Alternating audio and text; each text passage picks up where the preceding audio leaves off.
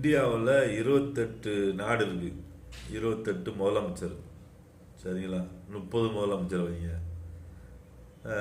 ஒரு பிரதமர், ஒரு ஒரு எதிர்கட்சி பிரதமர் தலைவர்.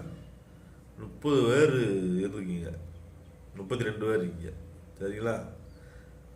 32 பேர் மைண்ட் வேலை செஞ்சு இன்னைக்கு இந்தியா கடனில் இருக்கு.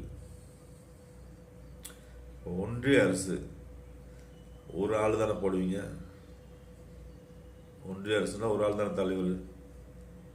சொல்லுங்க சார். ஒரு ஆள் மைண்ட் வேலை செஞ்சு இந்தியாவில் இருக்க கணக்கெல்லாம் பார்க்க முடியுமா? 32 பேர் வேலை செஞ்சு நாட்டை கடனாக்கி வச்சிருக்கீங்க. கடனில் தானே இருக்கு. இப்போ ஒரு ஆள் கண்ட்ரோலுக்கு போனால்